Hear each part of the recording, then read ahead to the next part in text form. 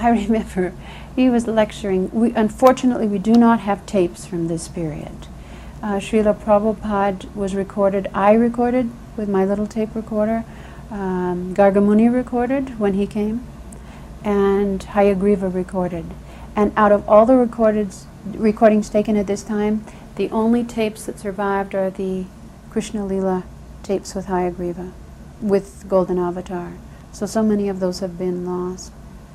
But he was lecturing on,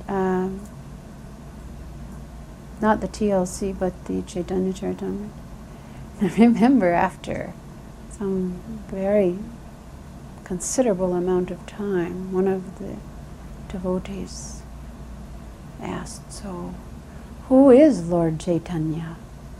And Prabhupada said, "Oh, such a nice, intelligent question. You are so intelligent for asking this question." And this is the subject matter of his lecture for several days.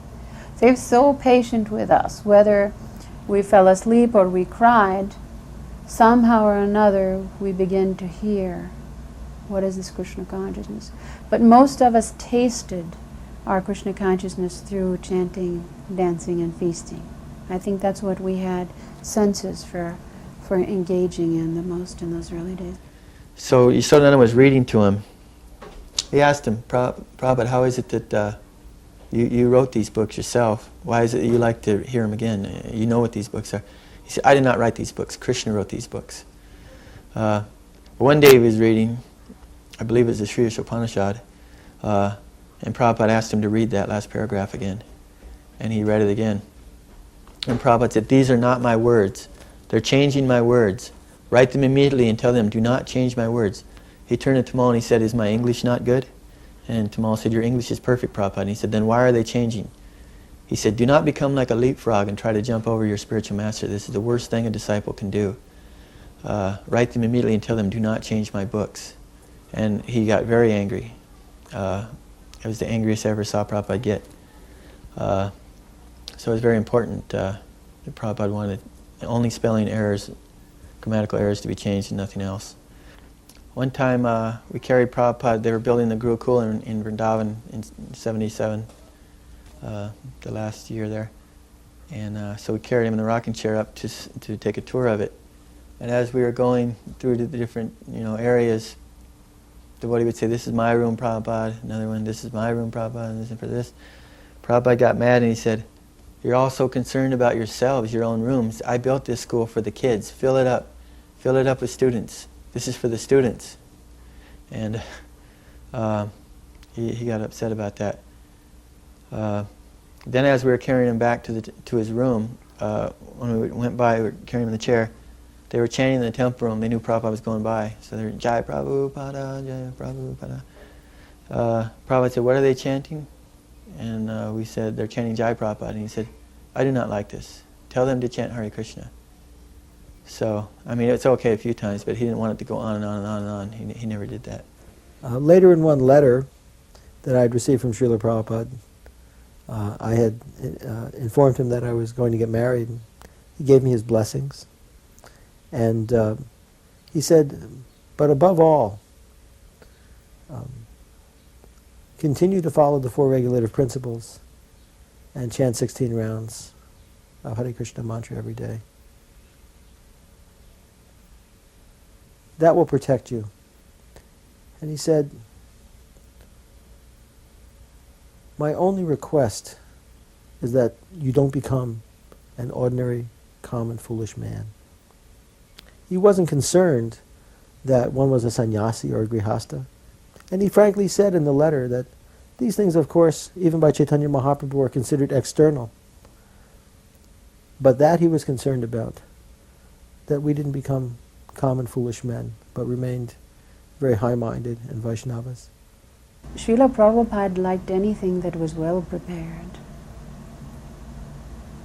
He tried to teach us technique, procedure, quality, cleanliness, purity, in simple ways.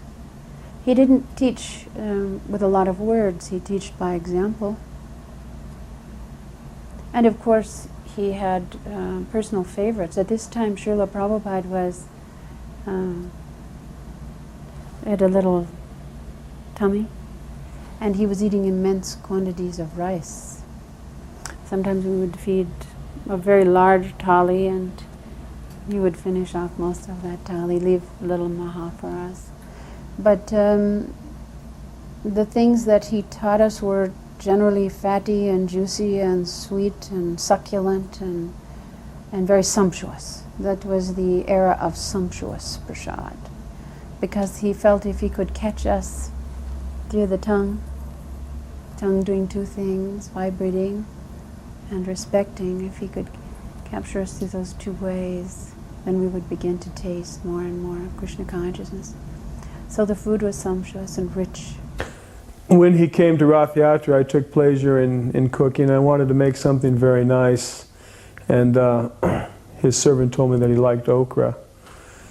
And I was clued in on the secrets of preparing okra so it doesn't become too, that viscosity that comes with it, and how to dry it and cut it properly. And I remember there were a bunch of devotees, and we started cooking. Bhutatma was around then, and Krishnadas was there. And we made some very special preparations, and we made some, I remember I made this preparation with macadamia nut halava with cream, and I made some fancy rice and with gold leaf on it, the edible type. And all the devotees were saying, wow, we can't wait to get maha from this. And it came down empty. And it's, boy, Prabhupada really liked that. He ate everything. He really liked the okra, and every bit of it was gone. I felt like that was it. That was the apex of my life. That I cooked and it was good, that nothing came back down to be distributed. Yeah.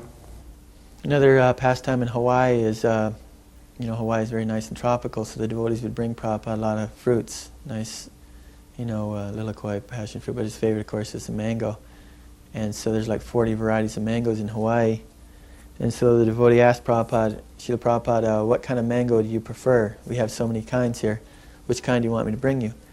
And Prabhupada said, the ones from the eastern side of the tree. He didn't really care the brand, but the eastern side of the tree, because it gets the morning sun.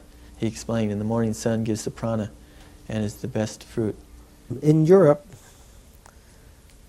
I spent a lot of time initially preaching in Paris, and Srila Prabhupada was invited to come to Paris, and then we went on to Geneva, where we were starting a preaching program. And Guru Garanga had arranged for a hall to have some program. And I remember Bhagavan was there, and we were sitting on the stage after having had a kirtan with this very so-called sophisticated Swiss audience. And one person got up and asked the question, why are you vegetarians? And at that time, Srila Prabhupada's reply was, why don't you eat your sister? When I heard that, I looked at Bhagavan, and Bhagavan went like this. Like, oh no, how are we going to get out of this one? And then Prabhupada went on to explain, why can't you discriminate? And what he was saying, I think, was very extreme, of course. But what he was saying is that human life, and eating included, involves discrimination. And while he took an extreme position, it was very instructive, at least to the devotees. Although some of the devotees didn't know how to take it at the time. But Srila Prabhupada could do that. He could sometimes be very shocking to make a point. And one thing is very sure, that we could never really predict how Srila Prabhupada was going to answer a question. And sometimes he would answer the same question differently because of the circumstances. And we'll never understand how or why, but we can appreciate Srila Prabhupada's character.